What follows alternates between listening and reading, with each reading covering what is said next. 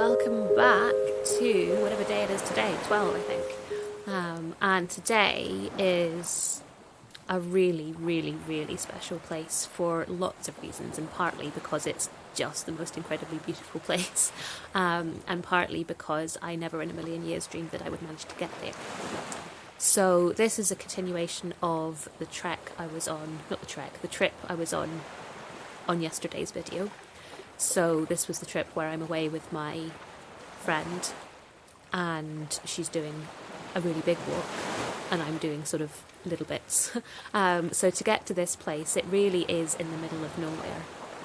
And, you know, there's paths in from some directions and I was just like, I would really, really love to go there. She was going to be, there's a bothy there. I knew she was going to be staying there with her friends. And I was just trying to work out if it was possible.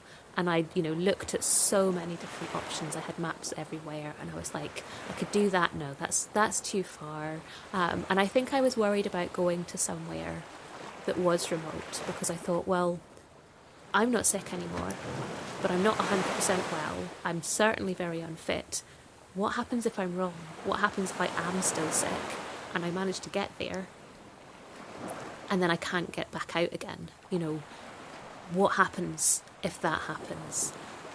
Can I do this? And then all the sort of doubt got back in and I was like, no, I can't do this. I think I just need to, give in and go home. And then I thought, no, we can try it. And if I don't feel it, then I turn around and go back. So I did. I picked what was the easiest route. And I set off, I gave myself plenty of time. I tried to take it as slowly as possible, really paced myself going in, and I made it.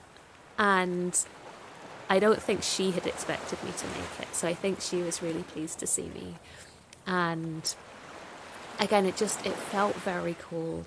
I didn't stay in the bothy because I was still very anxious around people, even sort of small groups of people. I was just like, no, I don't feel comfortable with that. So I did sit in with them for a bit, but I went back and stayed in my tent and just very much had my own space. And I'd managed to go quite light, so that helped as well with not having to carry so much. So I actually borrowed some things off the others. And woke up the next morning to the most beautiful sunshine, and obviously I had to go get in the water and swim around, and there were these tiny little jellyfish that were just so gorgeous because they were the little ones that don't sting you. I have a massive fear of like the big hulking great stingy jellyfish, like they really freak me out, but the little tiny ones were just super cute and it was so beautiful. And we all walked out together because she was going out the same way that I was and then carrying on, which I wasn't doing. I was doing the short version. So it was so wonderful. And I felt even more like me. I felt this sense of achievement. I've managed something that I didn't think I was doing.